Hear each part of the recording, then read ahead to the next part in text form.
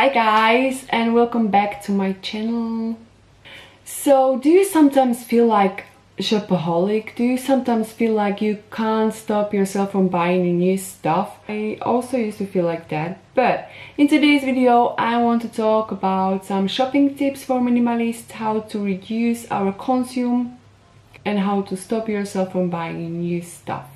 I know that sometimes it's really hard to stop ourselves from buying new stuff because there are huge advertisements everywhere, there are sales, maybe there is some boredom that is haunting you. But here are my easy tips how to prevent ourselves from clutter.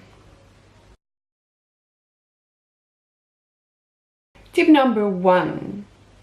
Avoid shopping malls and shops. Try to avoid shopping malls if you are easy to fall for shopping. If you use shopping malls as a place to socialize with your friends, try to find an alternative for that, like go to a dancing class, go and watch a comedy club, or just go to the nature, or just go for a walk. Just avoid shopping malls. Next thing is avoid spontaneous buys and online shopping, because I know that sometimes it's like the online shopping is easy and comfortable way when you're at home, you are bored, but instead of that, read a book or go for a walk.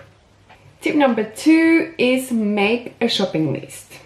Make a list of things that you want to buy and give yourself at least 1 or 2 weeks to sleep it over before you actually buy that stuff. Look at the list a couple of times just to find an excitement of these things. If you are no longer interested in that item, remove it from the list immediately. If there are sales, only buy a stuff that is on the list. I know that sometimes it's really hard not to buy something because it's like oh so cheap, but do you really need it? Tip number 3, cost versus worth. So think of the item that you want to buy, like do you really need it? Is it worth the money? Would it make you happy? Can you use it for a long time? So for example, let's say that you want to buy a dress that costs like 30 bucks, right? 30 bucks. 30 bucks is amount of maybe, let's say, 2 hours of working time and earning that money. Is there any other way that you can use these 2 hours? Maybe meeting a friend or a family, or just having a couch evening dinner with your partner. Tip number 4, use cash, like always. I know that paying by card is like easy and quick way, but when we pay by card we tend to buy much more. So let's say when you pay a dress with a credit card, you get the credit card back and the dress, but when you pay with cash, you only get the dress. So the thing that I want to say is that we actually spent something, we actually gave something that is not coming back ever. So always try to pay by cash, because then you actually appreciate the worth of the money.